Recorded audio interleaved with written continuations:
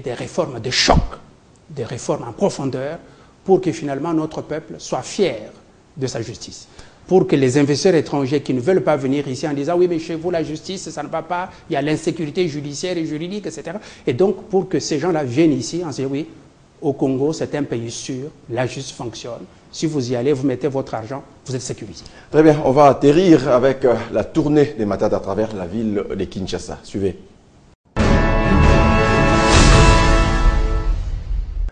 Dimanche 28 avril, il est 15 h quand le Premier ministre Matata Ponyo arrive à la primature. Pas de temps d'entrer au bureau, il faut déjà s'élancer à l'inspection des travaux en cours à Kinshasa. Première étape, place dite désévoluée, à quelques encablures de l'hôtel du gouvernement, où 2 fontaines sont en construction. Toujours en plein centre-ville, le cortège s'arrête sur le boulevard du 30 juin. Le spectacle laisse à désirer. Dans cet immeuble apparemment abandonné, plusieurs familles ont trouvé refuge. Les lieux est aussi squattés par la police. Bon, ça, ce sont les aspects qui vous concernent. Ici, il faut qu'au plus tard, à la fin de la semaine, l'espace soit dégagé. Sur la route de poids lourds, les Japonais ont presque tout terminé. Il reste peut-être tout juste à l'État congolais de renouveler ses locomotives. Loin du centre-ville, où en ce dimanche règne paix et calme, le cortège du chef de l'exécutif national s'ébranle pour la Tchangou, à l'est de la capitale. Dans ce district réputé chaud, le constat est encourageant. Il y a des avancées qui sont claires et visibles. Le gouvernement met des moyens au profit des entreprises. Et les entreprises travaillent les jours et la nuit. Ils travaillent la semaine comme le dimanche. Pour ce qui est de ponts à jeter sur divers cours d'eau qui traversent ce coin de la ville, ils sont en construction en matériaux préfabriqués au quartier général pour la réhabilitation et la modernisation du boulevard Lumumba. Ici, fin décembre, on devait en principe dépasser les 80%. Et donc c'est une route avec le financement du gouvernement qui peut se terminer au plus tard au début du semestre de l'an 2014. Sur ce tronçon, les ouvriers s'activent. Les travaux avancent et les moyens sont pourvus. Le Premier ministre, accompagné d'autres autorités du pays, continue la politique de suivi qui apparemment intéresse la population. Dernière étape de ces magazines Gros Plan sur la primature, Jean-Marie Kassamba, le Premier ministre s'est donné un objectif, les suivis, surtout concernant les chantiers à travers la ville-province de Kinshasa. Est-ce important? C'est très important, hein. Parce que la méthode de Matata, c'est d'abord ces réunions qu'ils appellent tripartite, chaque lundi, troïka, tout ça, qui consiste à regarder des choses de très près, d'une manière beaucoup plus technique. C'est également avec une technique des suivis sur les terrains. Mais il ne faut pas que ça soit, on va dire, le contrôle aléatoire ou un contrôle juste pour la caméra. Il faut que ça soit un contrôle sur les chiffres. Si vous prenez par exemple l'avenue de l'université, aujourd'hui cette avenue est complètement cassée et il faut demander des comptes à qui? Au gouvernement provincial de Kinshasa, à l'OVD, l'OVD qui reçoit des moyens pour réhabilitation de la voirie de Kinshasa. Et pour qu'il puisse intervenir, il faut qu'il y ait un scandale, il faut que les gens crient.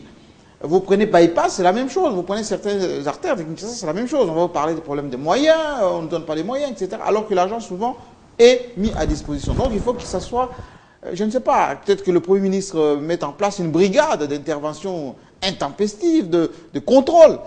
Parce qu'en général, lorsque le Premier ministre annonce des descentes sur le terrain, les officiels, ceux qui gèrent les chantiers, s'arrangent quelquefois pour l'amener là où ça fonctionne. Donc, ça serait mieux que ça soit peut-être une procédure, on va dire, systématique. Nous vous signalons que ce sont des descentes surprises. Oui, surprise, mais il faut que ça soit sur des coins aussi où ça ne marche pas. Qu'est-ce qui va changer? L'électricité de Kinshasa, par exemple, l'électricité de Kinshasa pose encore problème, alors que la SNEL a eu de moyens, la SNEL continue à être sensibilisée par rapport à ça. Donc il faut que le Premier ministre soit un peu plus vigilant maintenant, qu'on commence l'an 2 de Matata, pour qu'on ne puisse pas lui annoncer des chiffres tous les lundis ou par des services spécialisés, alors qu'en réalité, sur le terrain, il y a encore des problèmes. Ces descentes vont-elles changer quelque chose? Il faut que ça change. Et encore une fois, il faut que ça soit systématique et qu'il y ait des sanctions. On a vu au niveau de la ville de Kinshasa, par exemple, qu'André Kimbuta, à un moment donné, a commencé à sanctionner les bourgmestres qui ne donnaient pas de résultats. Si ces genres de sanctions sont systématiques, vous allez voir que les gens vont avoir la peur du gendarme et ça va marcher. Quelle est l'opportunité de cette tournée de Matata à travers la ville de Kinshasa? Oui. Monsieur, mais avant de répondre directement à votre question, j'ai un petit commentaire à faire sur l'avenir, ce qu'il faut faire. Le gouvernement a pris une très bonne décision dernièrement, qui est peut-être passée inaperçue, parce qu'on ne va pas développer notre pays, monsieur Kachamou, si nous n'avons pas des banques de développement. La plupart des banques que nous avons, c'est deux banques commerciales qui financent l'import-export avec des crédits documentaires. Mais si vous avez un projet de développement, vous donnez ça à une banque ici, on ne vous donne pas l'argent. Alors le gouvernement, on l'avait dit un jour avec vous dans une émission, il faut que notre pays ait une grande banque de développement. Et le gouvernement Matata a refinancé, recapitalisé la Sofidé, par exemple, qui est aujourd'hui l'unique banque de développement que nous avons. Je parlais avec un ami qui est proche de l'Ofidé qui m'a expliqué qu'ils ont eu plus de 20 millions, c'est encore payé, mais on va encore rajouter. Et la banque, cette Sofidé, a commencé maintenant à donner des crédits pour le développement. Donc ça, c'est très important. Il faut que le gouvernement aille plus loin, donne encore beaucoup plus de moyens à la Sofidé pour qu'on ait au moins une banque de développement à la dimension de notre pays. Ça, c'est très important. Mais il y a un défi qu'il faut relever. Je demanderai au Premier ministre Matata d'y réfléchir. Comme lui, il a la sensibilité en tant qu'économiste. Nous avons un problème de la création de la classe moyenne dans notre pays. C'est insignifiant. Un pays sans classe moyenne ne peut pas se développer. Qui va consommer et qui va produire. Et donc, moi, je rêve un jour... Que faire de manière concrète? Que faire? Alors, justement, il faut une réflexion.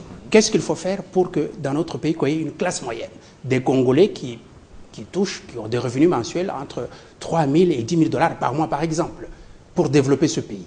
Et au-delà de cela, nous sommes en train d'admirer la Chine aujourd'hui. Je me suis intéressé à la situation de la Chine, comment la Chine est devenue ce qu'elle est aujourd'hui. Et donc, nous avons un défi. Je demande au Premier ministre Matata d'y réfléchir. Il faut que nous puissions construire notre propre modèle économique, notre modèle de développement. Si nous continuons avec les sentiers battus, avec des visites régulières du Fonds monétaire de la Banque mondiale, c'est très bien, etc. Mais nous devons réfléchir pour ça, quel est le modèle économique qui convient le mieux pour nous, pour notre développement. C'est ce que la Chine a fait.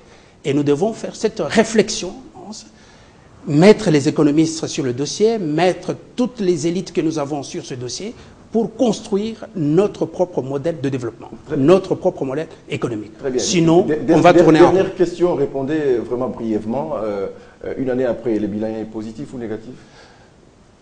Je pense que par rapport aux moyens dont dispose le gouvernement, parce que le gouvernement, il faut le répéter encore, travaille avec les moyens que le peuple lui donne, en termes des taxes et des impôts. Positif ou négatif? Je pense que le gouvernement a posé des actes concrets.